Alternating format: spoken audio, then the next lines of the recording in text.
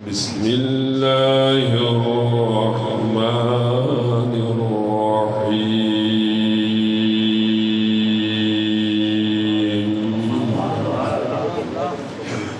الحمد لله رب العالمين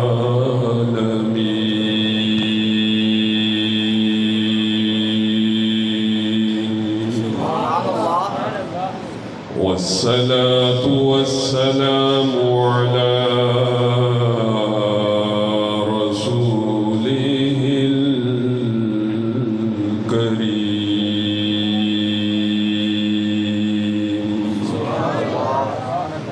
أما بعد فأعوذ بالله من الشيطان الرجيم بسم الله الرحمن الرحيم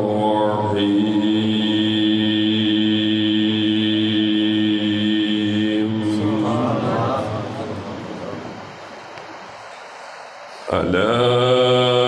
إن أولياء الله لا خوف عليهم ولا هم يحزنون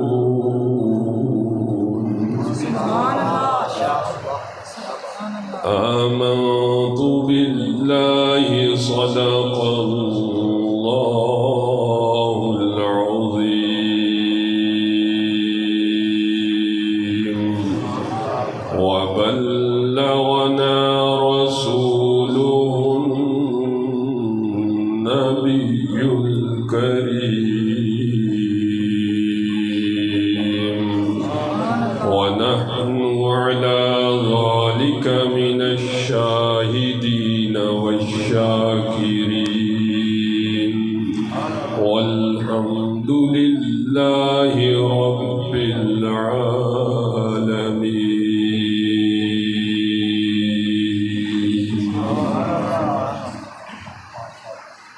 اللہ تعالیٰ کی حمد و ثنا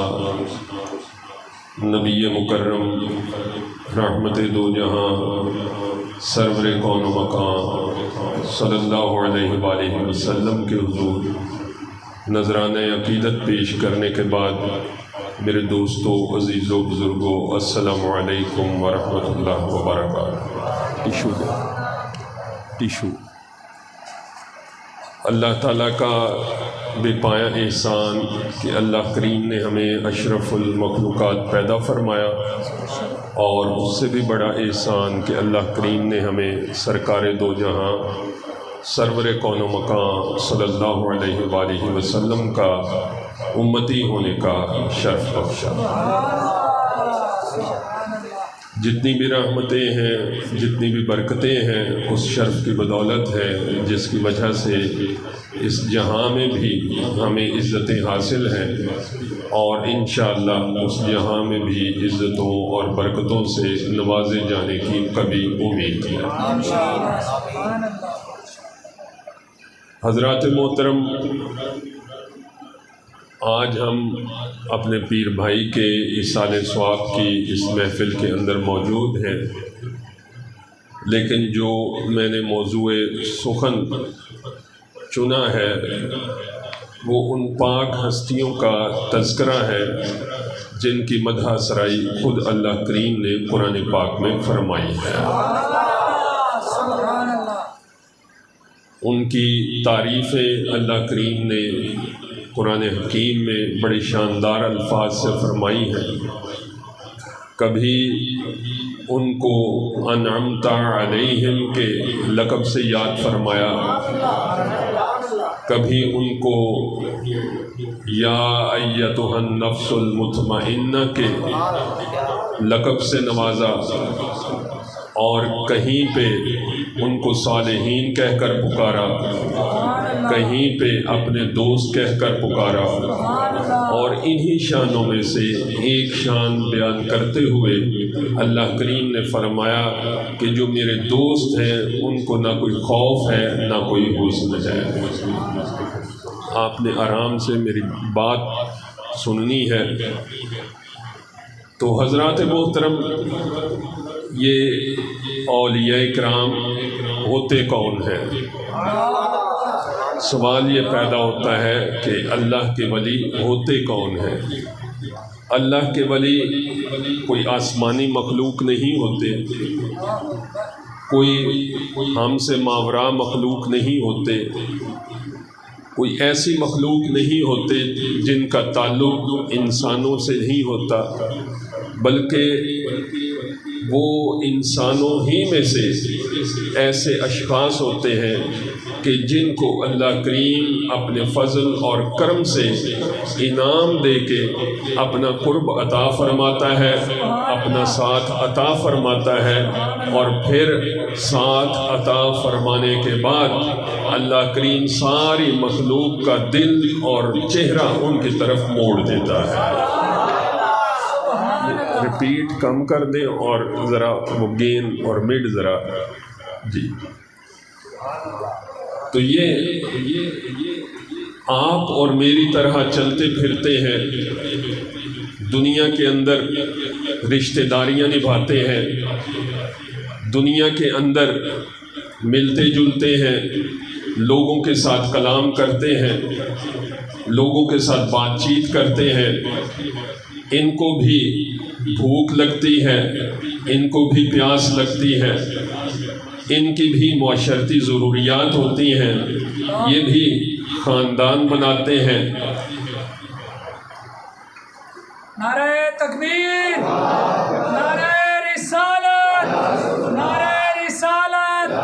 آستانہ عالیہ سیدہ شریف، آستانہ عالیہ نانک پور شریف، سبحان اللہ۔ تو یہ اولیاء کرام بہت پاک ہستیاں ہیں۔ میں نے عرض کیا کہ ان کی بھی ضروریات ہوتی ہیں، یہ بھی کھاتے پیتے ہیں،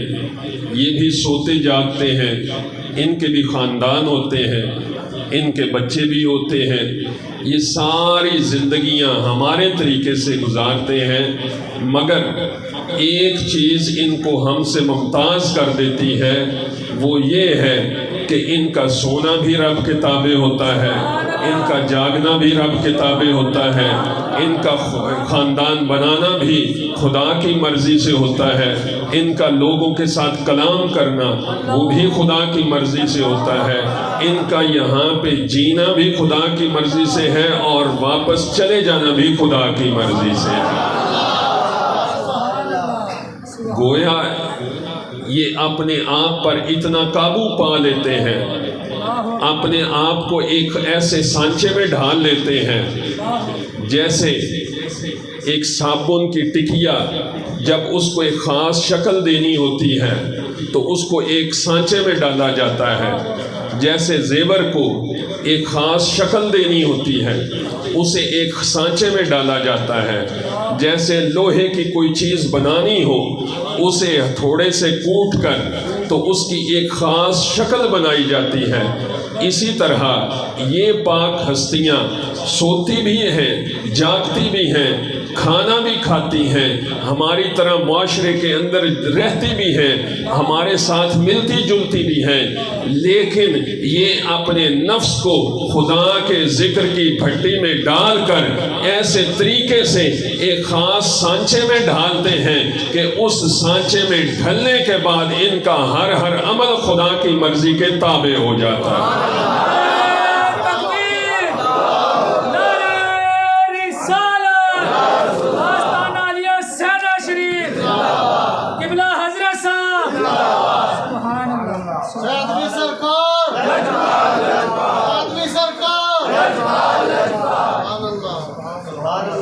جس طرح ایک ربوٹ کو آپ کوئی میسج دے دیتے ہیں، کمپیوٹر میں ایک میسج لکھ دیا جاتا ہے، پھر کمپیوٹر اس میسج کے مطابق عمل کرتا ہے، اس کی اگر اے دبائیں تو اے لکھا جاتا ہے، بی دبائیں تو بی لکھا جاتا ہے، سی دبائیں تو سی لکھا جاتا ہے، اسے کہیں کہ جگہ بڑھا دے تو وہ جگہ بڑھا دیتا ہے، اسے کہیں کہ جگہ کم کر دے جگہ کم ہو جاتی ہے، اسے کہیں کہ لکھا ہوا حرف مٹا دے تو وہ لکھا ہوا حرف مٹا دیتا ہے۔ اگر اسے کہیں کہ جو ہم نے مٹایا تھا اسے واپس لے آ تو وہ واپس لے آتا ہے۔ جس طرح کمپیوٹر ایک چلانے والے کے ہاتھ میں کھلونے کی طرح کھیلتا رہتا ہے، اسی طرح یہ ساری ہستیاں جنہیں ہم اولیاء کرام کہتے ہیں یہ رب کی تقدیر کے ہاتھوں میں کھیلتی رہتی ہیں، اور جب یہ رب کی تقدیر کے ہاتھوں میں کھیلتی ہیں تو رب یہ کہتا ہے ہم نے سورج کو بھی تمہارے لیے مسخر کر دیا، چاند کو بھی تمہارے لیے مسخر کر لیا، دریاؤں کو بھی تمہارے سامنے نگوں کر دیا، پہاڑوں کی بلندیوں پر بھی تمہارے ڈیرے لگا دیے، ہواؤں کو بھی تمہارے تابع کر دیا۔ اب ساری فطرت تمہارے لیے ہے، تم فطرت کے لیے نہیں، صرف خدا کے لیے۔ تو یہ اولیاء کرام ایسی ہستیاں ہیں کہ جن کے بارے میں اقبال نے کہا تھا کہ تو دنیا کے لیے نہیں بلکہ تو خدا کے لیے ہے اور یہ دنیا تیرے لیے ہے۔ تو حضرات محترم، یہ کوئی عام لوگ نہیں ہوتے، یہ بڑے خاص لوگ ہوتے ہیں۔ ہم یہ سمجھتے ہیں کہ ان کی زندگیاں جو ہیں بڑے عام طریقے سے گزرتی ہیں، نہیں، بلکہ جن ماؤں کی گود میں انہوں نے پرورش پائی ہوتی ہے وہ گود بھی بڑی خاص ہوتی ہے، ان کی مائیں بھی بڑی خاص ہوتی ہیں، اور جن وقت پہ، جن ساعتوں میں، جن لمحات میں ان کے دنیا میں آمد ہوتی ہے وہ لمحات بھی بڑے خاص ہوتے ہیں، وہ بڑے مقرب ہوتے ہیں۔ حضرت مجدد الفسانی رحمۃ اللہ علیہ، حضرت شیخ احمد سرہندی رحمۃ اللہ علیہ، آپ جب دنیا میں تشریف لائے لوگوں نے سمجھا کہ شاید ایک بچہ پیدا ہوا ہے، عام سا بچہ پیدا ہوا ہے، اس کے بارے میں کوئی خاص بات نہیں، لیکن آج سے 1500 سال پہلے نبی کریم صلی اللہ علیہ وسلم نے احادیث کے ذریعے آپ کی بشارت عطا فرمائی تھی، اور پھر جب آپ کی پیدائش کا وقت قریب ہو رہا تھا تو آپ کے والد حضرت شیخ عبدالاحد رحمۃ اللہ علیہ، آپ نے لگاتار خواب دیکھے جس کے اندر آپ نے یہ دیکھا کہ آپ کے گھر میں ایک سورج اترا ہے جس کی روشنی سے سارے اندھیرے چھٹ گئے ہیں۔ تو جب آپ اپنے مرشد کے پاس تشریف لے کر گئے تو عرض کیا کہ حضور یہ میں نے خواب دیکھا ہے، تو آپ کے مرشد کریم نے اس کی تعبیر یہ فرمایا عبدالاحد تیرے ہاں ایک بچہ پیدا ہونے والا ہے جس کے آنے سے عرب و عجم کے اندھیرے ختم ہو جائیں گے اور رسول اللہ کے دین کی روشنی چاروں طرف پھیل جائے گی۔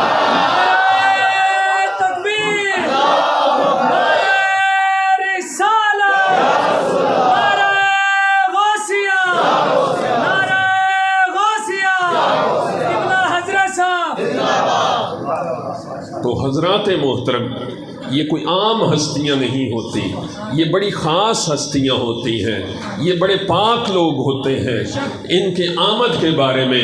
اللہ کریم پہلے سے چرچا کرتے رہتے ہیں، ان کے آنے کے بارے میں۔ اور ایک اور نقطے کی بات عرض کرتا چلا جاؤں کہ اللہ کریم جب بندوں کو بھیجتا ہے تو ایسے نہیں کہ ہر بندہ جو ہے ایک عام بندے کی طرح دنیا میں حاضر ہوتا ہے، دنیا میں اس کی پیدائش ہوتی ہے، بلکہ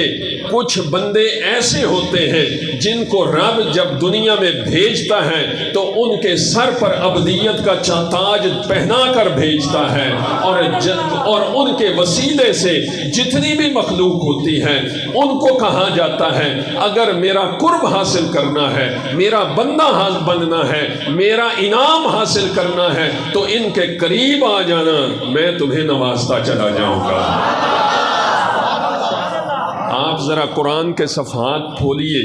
تو اس کے اندر آپ کو حضرت عیسیٰ علیہ السلام کی پیدائش کا واقعہ ملے گا۔ حضرت عیسیٰ علیہ السلام کی جب پیدائش ہوتی ہے تو آپ والد کے بغیر اس دنیا کے اندر تشریف لاتے ہیں۔ حضرت مریم، آپ جب حضرت عیسیٰ علیہ السلام کی پیدائش ہو جاتی ہے تو آپ سے کہا جاتا ہے کہ اس بچے کی پیدائش کے متعلق آپ نے کچھ نہیں کہنا، یہ بچہ خود بول کے بتائے گا۔ یہ بچہ خود بول کے بتائے گا۔ اس کا مطلب یہ ہے کہ جو خاص بن کے آتا ہے، جو عبد بن کے آتا ہے، اس کو اللہ کریم عام نہیں بناتا۔ دنیا اعتراض کرتی رہتی ہے کہ ہمارے جیسے ہیں، ہمارے جیسی باڈی لے کر آئے ہیں، ہمارے جیسے ہاتھ پاؤں لے کر آئے ہیں، کھاتے پیتے بھی ہمارے جیسے ہیں، چلتے پھرتے بھی ہمارے جیسے ہیں، لیکن ان کی نگاہوں سے یہ مقام اوجھل ہو جاتا ہے۔ ان کی نگاہ اس مقام تک نہیں پہنچ پاتی جس مقام کو دے کر انہیں دنیا کے اندر بھیجا جاتا ہے۔ تو جب حضرت عیسیٰ علیہ السلام دنیا کے اندر تشریف لائے، حضرت مریم آپ خاموش ہو جاتی ہیں۔ یہودی استفسار کرتے ہیں، پوچھتے ہیں، سوال کرتے ہیں کہ اے مریم، آپ تو پاک بی بی ہیں، آپ پرہیزگار خاتون ہیں، تو آپ کے ہاں بغیر نکاح کے یہ بچہ کیسے پیدا ہوا؟ تو آپ اشارہ کر دیتی ہیں بچے کی جانب۔ دنیا حیران ہے، یہودی حیران ہے، جو عقل کے اعتبار سے اپنے آپ کو دنیا کی ممتاز ترین قوم سمجھتے ہیں، وہ قوم جس کے ہاں من و سلوہ اترا ہے، پاکیزہ ترین خوراک کھانا ان کا مقدر بنی ہے، وہ حیران ہو جاتی ہے کہ یہ بچہ کیسے بول سکتا ہے۔ لیکن جسے عبد بنا کے بھیجا ہے، اس کی شان یہ ہے کہ اگر رب کا حکم آ جائے تو وہ گود میں بھی پکار کے کہتا ہے انی عبداللہ۔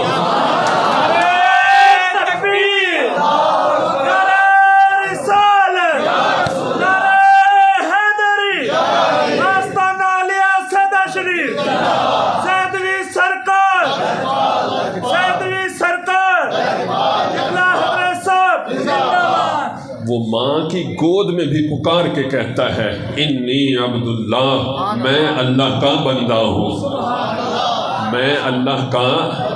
بندہ ہوں۔ اس کا مطلب یہ ہوا کہ جن کو رب بندے بنا کر بھیجتا ہے تو وہ بچپن ہی سے رب کے بندے ہوتے ہیں۔ انہیں یہ شعور ہوتا ہے کہ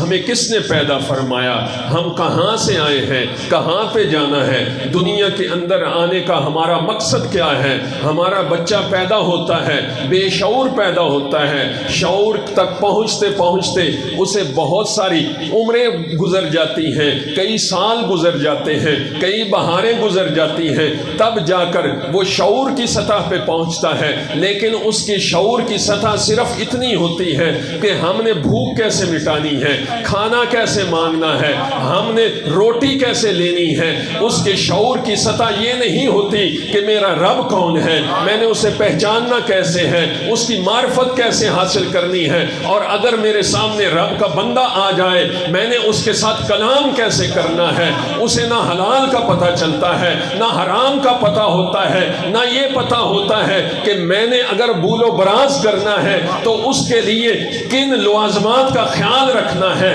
یہ ساری باتیں اسے بتانی پڑتی ہیں، اسے سمجھانی پڑتی ہیں۔ ارے بابا، یہ تیرے رشتہ دار ہیں، یہ حلال کے رشتہ دار ہیں، ان کے ساتھ تو نے کیسا تعلق قائم کرنا ہے، یہ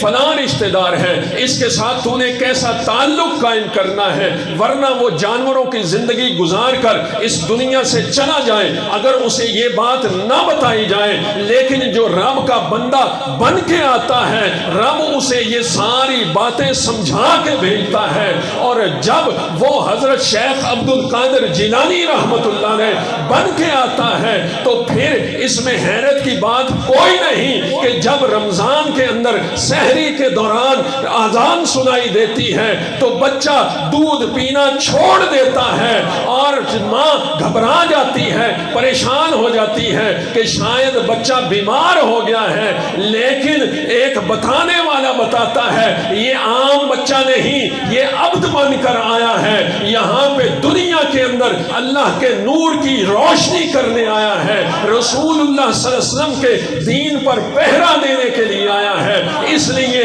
اس نے گود کے اندر بھی شریعت کا لحاظ کرتے ہوئے اعلان کر دیا ہے کہ سنو، میں کوئی عام بندہ نہیں، میں خدا کا بندہ بن کے آیا ہوں۔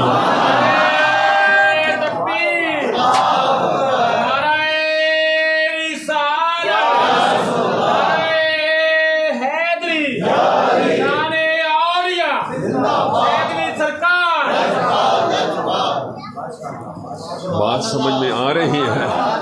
کہ یہ اولیاء کرام کن شانوں کے مالک ہوتے ہیں۔ آج ان پر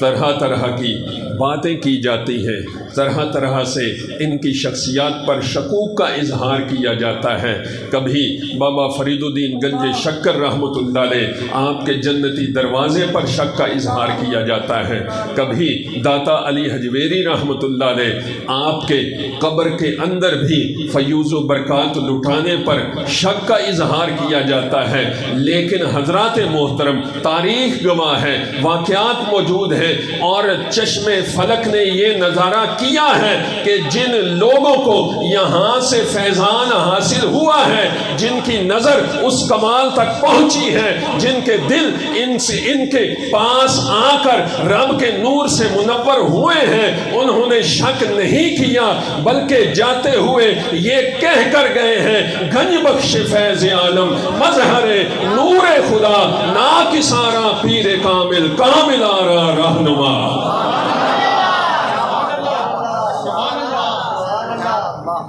انہوں نے ان ہستیوں کے کمالات پر شک نہیں کیا بلکہ یقین کیا ہے۔ اور حضرات محترم، قرآن بھی ہمیں یہ سبق دیتا ہے کہ اس میں ہدایت ہے یقین والوں کے لیے، ہدایت ہے یقین والوں کے لیے، ہدی للمتقین، ہدایت ہے یقین والوں کے لیے، کیونکہ تقوی کے ساتھ جب تک ایمان شامل نہ ہو، تقوی کے ساتھ جب تک ایمان شامل نہ ہو، ورنہ محض تقوی بندہ کرتا رہے، وہ تقوی کسی خاص مقصد کے لیے ہو سکتا ہے، وہ تقوی نوکری کے لیے ہو سکتا ہے۔ آپ یہ دیکھیے کہ انگریز کے قانون کے بارے میں، انگریز کے ملک کے بارے میں ہم بڑے آئیڈیلزم کا شکار ہوتے ہیں، مثالیت کا شکار ہوتے ہیں کہ جناب وہاں پہ انسانیت کا بڑا قانون ہے، وہاں پہ یہ سارے، وہاں پہ انسانیت کی بڑی قدر ہے، وہاں پہ رسم و رواج ایسے ہیں کہ انصاف بھی ملتا ہے، وہاں پہ روزی بھی ملتی ہے، ساری چیزیں ملتی ہیں۔ لیکن حضرات محترم، ہم یہ بھول جاتے ہیں کہ ان کا سب کچھ اس دنیا کے لیے ہے، یہاں پہ دنیا کے اندر جو کچھ کرنا ہے وہ اس دنیا کے لیے کر رہے ہیں، پرہیزگاری بھی اختیار کرتے ہیں تو دنیا کے لیے، اگر وہ روزی بھی کماتے ہیں صرف یہاں کے لیے، ان کو نہ تو اپنے رشتے کا خیال ہے، نہ غیر کے رشتے کا خیال ہے، نہ یہ پتا ہے کہ ہم نے وہ رشتے جن کے ساتھ ہم نے کچھ خاص قسم کے تعلقات بنانے ہوتے ہیں اس میں حلال حرام کی تمیز کرنی ہے یا نہیں کرنی۔ ارے بابا، جسے خوراک کے اندر حرام اور حلال کا تصور نہیں ہے، وہاں پہ خوشحالی جتنی مرضی آ جائے ایمان نہیں آ سکتا، وہاں پہ خوشحالی جتنی مرضی آ جائے ایمان نہیں آ سکتا۔ ایمان وہیں پہ آئے گا جہاں پہ تقوی اور ایمان دونوں موجود ہوں گے، جہاں پہ حلال اور حرام کا تصور موجود ہوگا۔ اور آئیے میں آپ کو ایک اللہ کے بندے کی بارگاہ میں لے چلتا ہوں جہاں پہ حلال اور حرام کا تصور دیکھیے گا، حلال اور حرام کا تصور دیکھیے گا۔ میرے حضرت سائیں توکل شاہ امبالوی رحمۃ اللہ علیہ، آپ سے حضرت خواجہ محبوب عالم رحمۃ اللہ علیہ آپ نے عرض کیا کہ حضور بتائیے تو صحیح یہ حلال کیا کرتا ہے؟ تو میرے حضرت سائیں توکل شاہ امبالوی رحمۃ اللہ علیہ آپ نے جواب دیا کہ مولوی صاحب، یہ جو حلال رزق ہوتا ہے یہ انسان کے اندر پاک خون پیدا کرتا ہے، اور جب پاک خون پیدا ہوتا ہے تو اس کے اندر خدا کا جلوہ سما جاتا ہے، تو اس کے اندر خدا کا جلوہ سما جاتا ہے۔ آج بڑے سے بڑا فلاسفر، بڑے سے بڑا اسکالر، بڑے سے بڑا مغرب کا عالم، وہ آج قرآن بھی پڑھتا ہے لیکن اس کے دل کے اندر ایمان پیدا نہیں ہوتا۔ ہندو بھی قرآن پڑھتا ہے، ایمان پیدا نہیں ہوتا۔ سکھ بڑے بڑے قرآن کے حافظ موجود ہیں۔ ایک سکھ جس نے عرب کا چاند کتاب لکھی ہے، 15 سپاروں کا حافظ ہے، لیکن اسے ایمان میسر نہیں آتا۔ کیوں؟ اس وجہ سے کہ حلال حرام کا تصور موجود نہیں ہے، سرکار پر ایمان کا خیال نہیں ہے۔ لیکن سرکار کا غلام چاہے عمل کی کوتاہی کرتا رہے، چاہے قرآن جو ہے زندگی میں شاید ایک مرتبہ پڑھا ہو، لیکن ایمان کے ساتھ، دل کے ساتھ ایک مرتبہ لا الہ الا اللہ محمد رسول اللہ کہہ دے تو اس کے 70 سال کے گناہ بھی معاف ہو جاتے ہیں۔ اور اگر اسی موقع پر موت بھی واقع ہو جائے تو پھر اسے جنت میں جانے سے روک بھی کوئی نہیں سکتا۔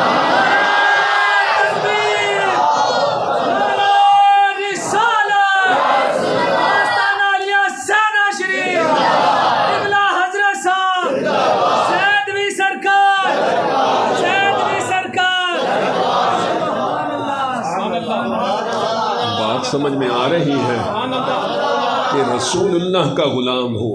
یقین کے ساتھ کلمہ پڑھا ہو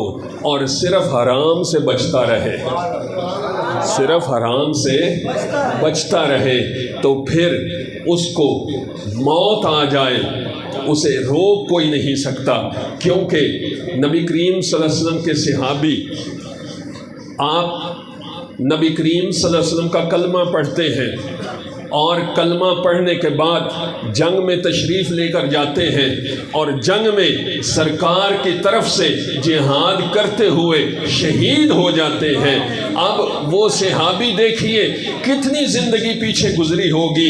40 سال گزرے ہوں گے، 45 سال گزرے ہوں گے، لیکن نبی کریم صلی اللہ علیہ وسلم کے پاس اپنے پورے ایمان کی طاقت سے آ گئے ہیں، شعور کے ساتھ آ گئے ہیں، اپنے پورے جذبے کے ساتھ نبی کریم صلی اللہ علیہ وسلم آپ کا کلمہ پڑھا ہے، آپ کے ہاتھ پر بیعت کی ہے اور بیعت کر کے جنگ میں شریک ہو کر شہید ہو گئے ہیں۔ زیادہ سے زیادہ آدھا گھنٹہ ایمان کی حالت میں گزرا ہوگا، گھنٹہ گزرا ہوگا، 2 گھنٹے گزرے ہوں گے، 3 گھنٹے گزرے ہوں گے، لیکن آپ یہ دیکھیے کہ وہ ساری پچھلی زندگی اس کے اندر کتنے گھنٹے گزرے ہوں گے۔ آپ ایک دن میں 24 کو 12 کے ساتھ ضرب 360 کے ساتھ ضرب دے لیجئے اور 360 کو آپ ان کی پوری زندگی پہ ضرب کر لیجئے، اتنے گھنٹے بنتے ہیں۔ لیکن 3 گھنٹے سرکار کے ساتھ ایمان کی حالت میں گزارے ہیں، تو وہ جتنے پیچھے گھنٹے گزرے ہیں رب نے ان کا حساب بند کر دیا ہے، صرف ان گھنٹوں کو دیکھا ہے جو ایمان کی حالت میں سرکار کے ساتھ گزرے ہیں۔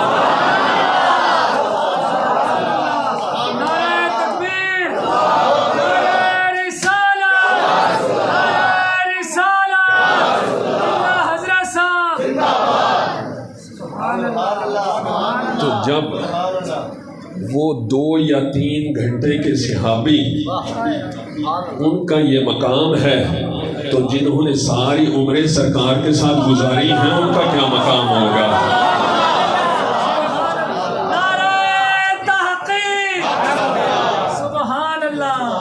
جنہوں نے 1-2 گھنٹے سرکار کے ساتھ گزارے ہیں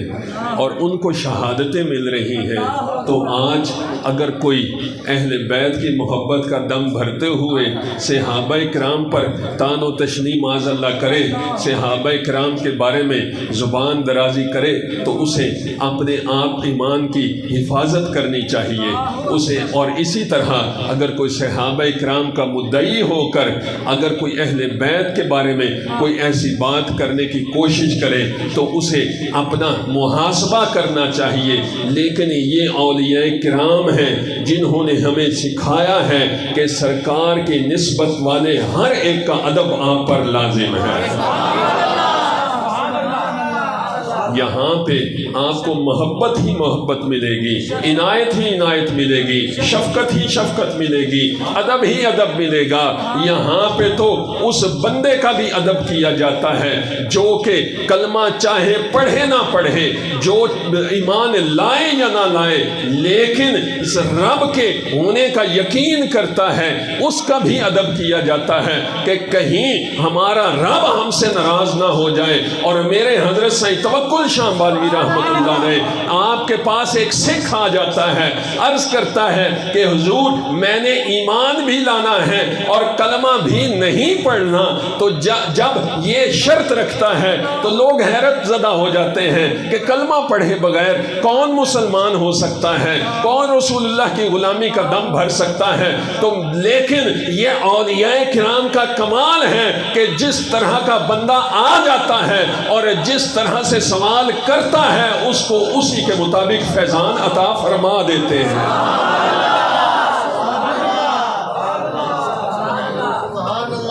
سائیں صاحب نے فرمایا بیلیا مجھے شرط قبول ہے،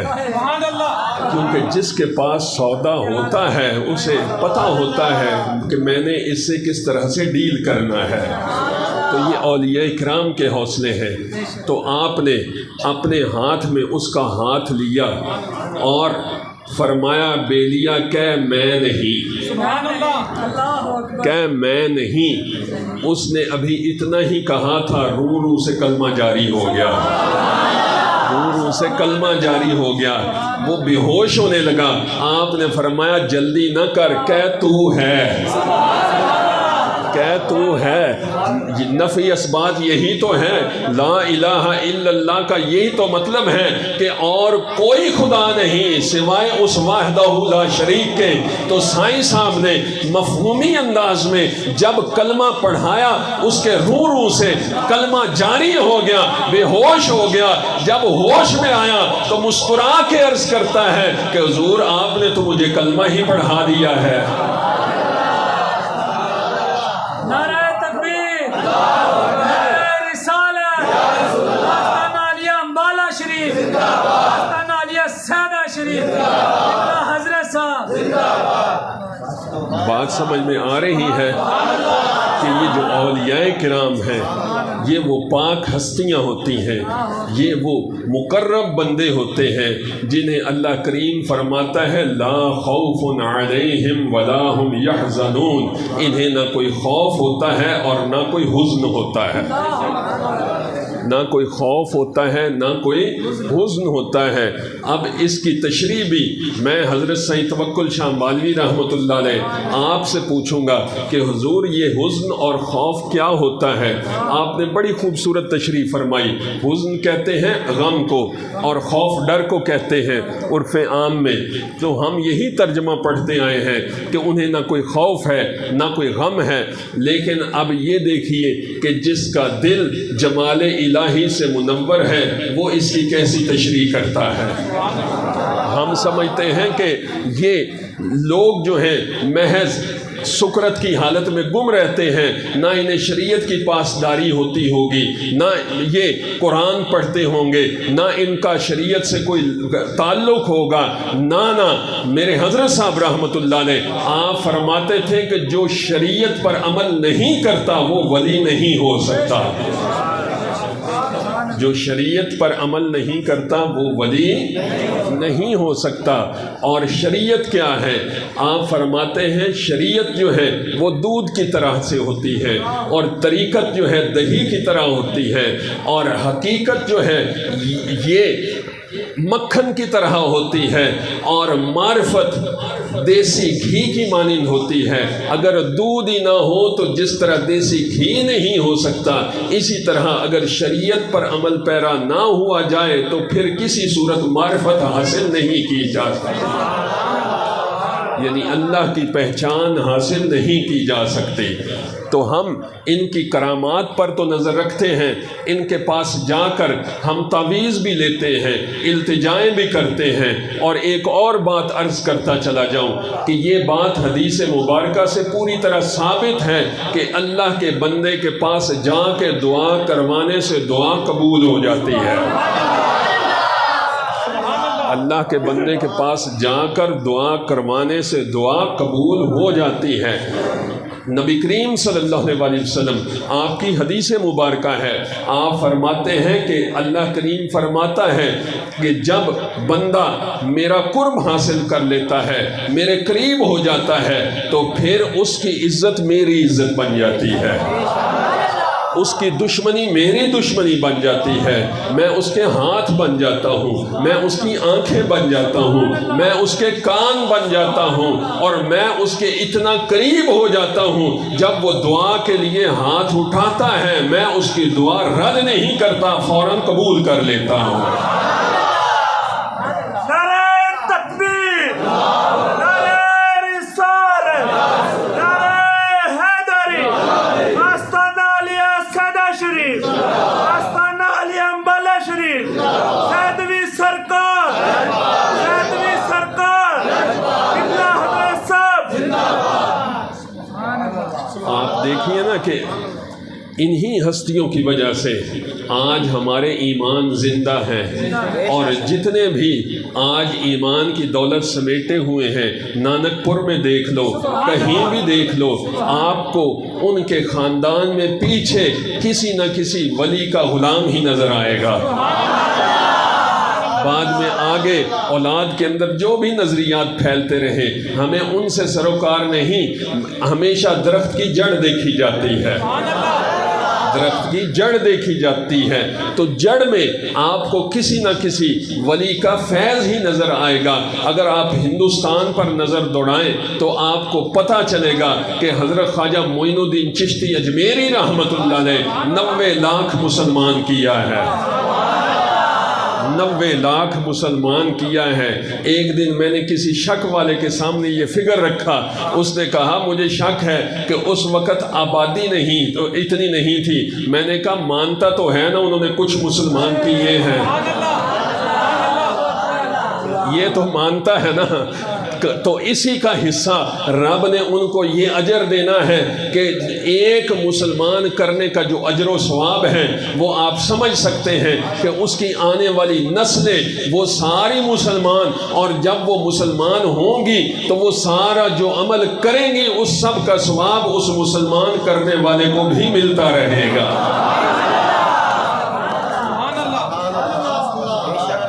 تو حضرات محترم، آج جو یہ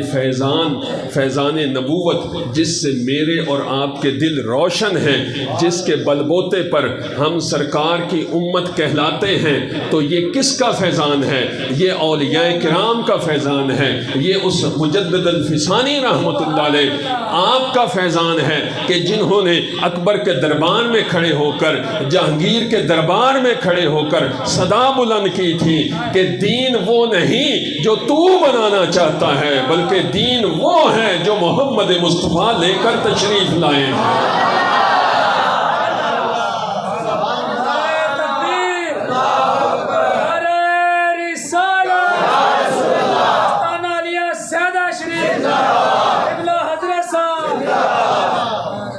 اور آپ یہ دیکھیے،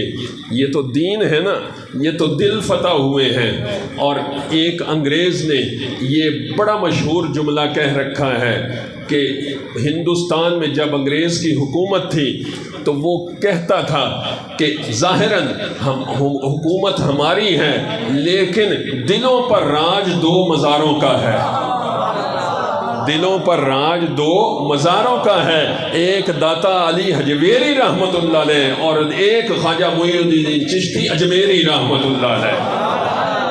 انگریز بھی یہ کہہ کر گیا ہے کہ اگر ظاہراً حکومت ہماری ہے اور آج بھی آپ دیکھیں جو مرضی حکومت کرتا رہے،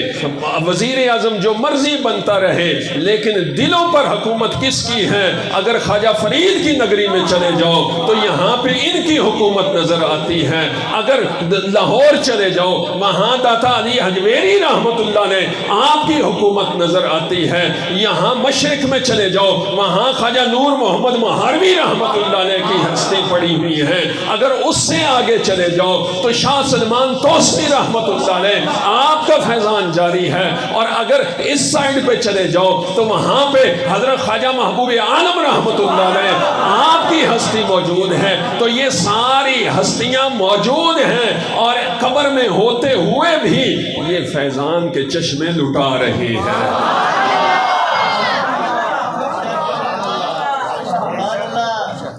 اس لیے یہ تو ہو گیا ان پر دلوں کی حکومت کے بارے میں. اور تاریخ کے اوراق پڑھیے, وہاں پہ جو بھی دور گزرا ہے اس میں جتنے بھی مسلمان آئے ہیں اور فاتحین آئے ہیں, ان فاتحین کے پیچھے کسی نہ کسی ولی کی دعا موجود ہے. کسی نہ کسی ولی کی دعا موجود ہے. آپ حضرت سلطان ایوبی صلاح الدین ایوبی رحمت اللہ علیہ وہاں سے جو کہ بیت المقدس کے فاتح ہیں, وہاں سے لے کر آپ پرتھوی راج کی حکومت تک اور پرتھوی راج کی حکومت سے لے کر انگریزوں سے نجات حاصل کرنے تک اور آج تک جو تاریخ کا ورق دیکھیں گے, وہاں پہ جب بھی مسلمانوں کو فتح حاصل ہوئی ہے کسی ولی کی دعا سے حاصل ہوئے ہیں. آپ حضرت صلاح الدین ایوبی رحمت اللہ علیہ آپ کی تاریخ کے بارے میں, کیونکہ تاریخ کو بڑے مسخ انداز میں پیش کیا جاتا ہے, لیکن آپ کے لشکر کے اندر حضرت خواجہ شیخ عبد القادر جیلانی رحمت اللہ علیہ آپ کے تربیت یافتہ وہ افراد موجود تھے جن کی آپ نے روحانی بھی پاکیزگی کی تھی اور جسمانی تربیت بھی کی تھی, جن کی روح بھی پاک تھی. اور ہمیشہ یاد رکھیے, اکثر ہم سنتے ہیں کہ آج جناب غزوہ ہند ہونے والا ہے, غزوہ ہند ہونے والا ہے, ہم نے ہندوستان فتح کرنا ہے. میرے پاس کافی اصحاب آتے ہیں کہ جناب آپ کا غزوہ ہند کے بارے میں کیا ارادہ ہے, کیا آپ سوچتے ہیں, کیا نظریہ ہے. میں نے کہا بھائی غزوہ ہند وہ کر سکتا ہے جس نے سب سے پہلے اپنی مرضی کو فتح کر لیا ہو, جس نے سب سے پہلے اپنی مرضی کو فتح کیا ہو, اپنے نفس کو فتح کیا ہو. اپنے نفس کو فتح کرنے پر تیار کوئی نہیں. اور ہم یہ سمجھتے ہیں کہ ہمارے لیے رزق بھی وافر آ جائے, ہمارے لیے آسمان سے پیسے بھی برسنا شروع ہو جائیں, رزق کی بھی بارش ہو جائے. لیکن حضرات محترم, یہ ساری چیزیں محتاج ہیں کہ آپ کتنے خلوص سے رب کے ساتھ اپنی لو لگا لیتے ہیں. تو حضرت صلاح الدین ایوبی رحمت اللہ علیہ آپ نے وہ تربیت فرمائی اور اس تربیت کے بعد وہ فتح حاصل ہوئی جسے ہم بیت المقدس کی فتح کہتے ہیں. اور پھر تاریخ چلتی چلتی جب محمود غزنوی تک آتی ہے, محمود غزنوی حملے کرتے رہے, ہندوستان فتح نہیں ہوئی. آخر ایک خدا کے بندے کا دروازہ کھٹکھٹایا اور خراسان کے اندر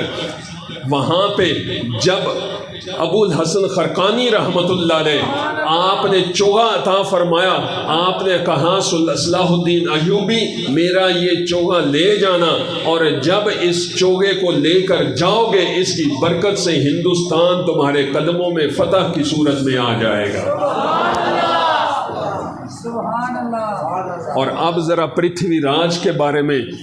سنیے کہ حضرت خواجہ معین الدین چشتی علی اجمیری رحمت اللہ علیہ یہ ہندوستان جب فتح ہوا تو یہ آپ کی دعا کا نتیجہ تھا کہ پرتھوی راج چوہان کو وہ شکست ہوتی ہے اور جب انگریز سے نجات ملتی ہے تو قائد اعظم بندے تلاش کرتے رہے, لیکن آخر پیر جماعت علی شاہ رحمت اللہ علیہ آپ کی بارگاہ میں حاضر ہوئے. آپ سے عرض کیا کہ حضور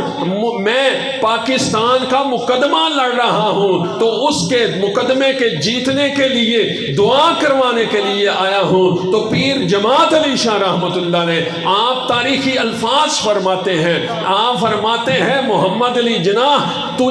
آپ کو ہم نے پاکستان کا مقدمہ لڑنے کے لیے چن لیا ہے۔ تو ہم یہ جو کہتے ہیں نا اولیاء کا ہے فیضان، پاکستان پاکستان، یہ اولیاء کی دعاؤں کا نتیجہ ہے کہ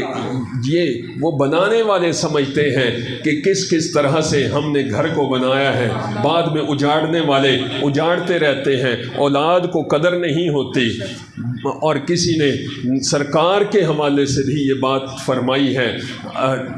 ہاں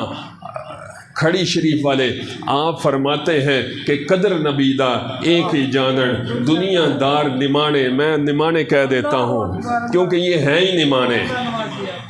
کیونکہ جسے صرف اتنا شعور ہو کہ میں نے روٹی کتنی کمانی ہے، میں نے گھر کتنا بڑا بنانا ہے، وہ نمانا ہی ہو سکتا ہے۔ جسے یہ شعور نہ ہو کہ میں نے رب کو راضی کس طرح سے کرنا ہے، میں نے اس کی مخلوق کو کس طرح سے راضی کرنا ہے، اس کی مخلوق کے لیے آسانی کیسے پیدا کرنی ہے، وہ نمانا ہی ہو سکتا ہے، کیونکہ وہ اپنی ایسی دلدل میں پھنسا ہوتا ہے جس سے نہ اس کا دل نکلنے کو کرتا ہے، نہ رب اسے نکالنے کو تیار ہوتا ہے۔ تو لیکن جن کا دل رب کے ساتھ لگ جاتا ہے ان کے لنگر اتنے وسیع ہو جاتے ہیں، وہ مخلوق کے لیے اتنی آسانی پیدا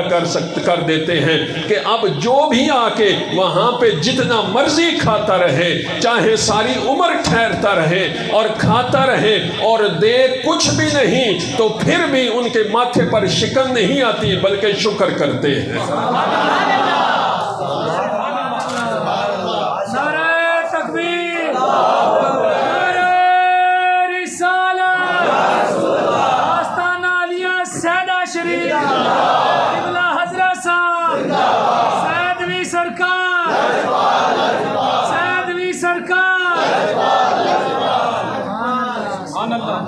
بات سمجھ میں آ رہی ہے؟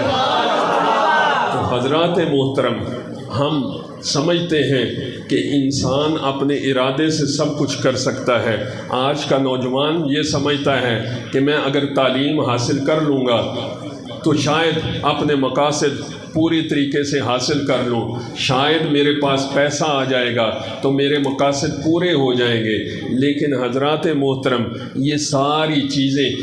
مقاصد ان چیزوں سے حاصل نہیں ہوتے۔ مقاصد حاصل ہوتے ہیں جب کسی کی دعا آپ کے پیچھے موجود ہوتی ہے۔ اور کسی نے کہہ رکھا ہے، نہ جانے کون مجھے دعاؤں میں یاد رکھتا ہے، میں ڈوبتا ہوں سمندر اچھال دیتا ہے، میں ڈوبتا ہوں سمندر اچھال دیتا ہے۔ یہ جو زندگی کا سمندر ہے، اس میں اچھلنے کے لیے کسی دعا کا سہارا تلاش کرو، کسی اللہ کے بندے کے پاس آیا جایا کرو، تاکہ وہ جو کوشش آپ کرتے ہیں اس کو رنگ لگنا شروع ہو جائے۔ یہ جو رنگ لگتے ہیں یہ ویسے ہی نہیں لگ جاتے، یہ کسی کی دعاؤں کا نتیجہ ہوتا ہے، اور جب رنگ لگ جاتا ہے تو پھر دنیا بھی اس کی محمد سے وفا تو نے تو ہم تیرے ہیں، یہ جہاں چیز ہے کیا لوح و قلم تیرے ہیں۔ پھر رزق بھی آپ کے دروازے کھٹکھٹانا شروع ہو جاتا ہے۔ رب جب فرماتا ہے نا کہ ہم نے اپنے ذکر کے اندر دلوں کا اطمینان رکھا ہے، اور جب رب فرماتا ہے وَمَا خَلَقْتُ الْجِنَّ وَالْإِنسَ إِلَّا لِيَعْبُدُونَ، کہ ہم نے جن و انس کو سوائے عبادت کے اور کسی کام کے لیے پیدا نہیں فرمایا، تو رب آگے چل کے یہ بھی فرماتا ہے کہ جب وہ یہ کام کرنا شروع ہو جاتے ہیں میں رزق سے انہیں بے نیاز کر دیتا ہوں، میں رزق سے انہیں بے نیاز کر دیتا ہوں۔ تو حضرات محترم، یہ اولیاء کرام کی ہستیاں ہیں جن کے وسیلے سے اللہ کریم بارشیں بھی برساتا ہے، ہمارے لیے غلے بھی پیدا ہوتے ہیں، اناج بھی پیدا ہوتے ہیں۔ لیکن آج کا دور تشکیک کا دور ہے۔ آج جو انفارمیشن بڑھتی جا رہی ہے، اطلاع بڑھتی جا رہی ہے، کتابی علم بڑھتا جا رہا ہے، روحانی علم کم ہوتا جا رہا ہے، انسان کا اپنی صلاحیتوں پر بھروسہ بڑھتا جا رہا ہے کہ شاید وہ اپنی صلاحیتوں کے بل بوتے پر سب کچھ حاصل کر لے جو اس کے خیال میں ہے۔ لیکن حضرات محترم، یہ ہماری خام خیالی ہے۔ جو کچھ بھی ملنا ہے وہ اللہ کی رضا میں ملنا ہے اور کسی کی دعا کے صلے میں ملنا ہے۔ تو آج کا صرف سبق یہ ہے کہ کسی نہ کسی ایسے کو تلاش کر کے رکھیں جہاں سے آپ کی روحانی تسکین بھی ہوتی رہے اور آپ کو کام و دہن کا بھی سرور ملتا رہے۔ اللہ تعالی ہم سب کو اپنے آگے سر جھکانے کی توفیق عطا فرمائے۔ رمضان کا مہینہ آ رہا ہے، اس کے لیے خود کو بھی تیار کیجئے اور اپنے بچوں کو بھی تیار کیجئے۔ نماز پڑھیے، قرآن پڑھیے، یہی زندگی ہے اور یہی بندگی حاصل کرنے کا طریقہ ہے۔ اللہ تعالی ہم سب کو عمل کرنے کی توفیق عطا فرمائے۔ وآخر دعوانا ان الحمد للہ رب العالمین۔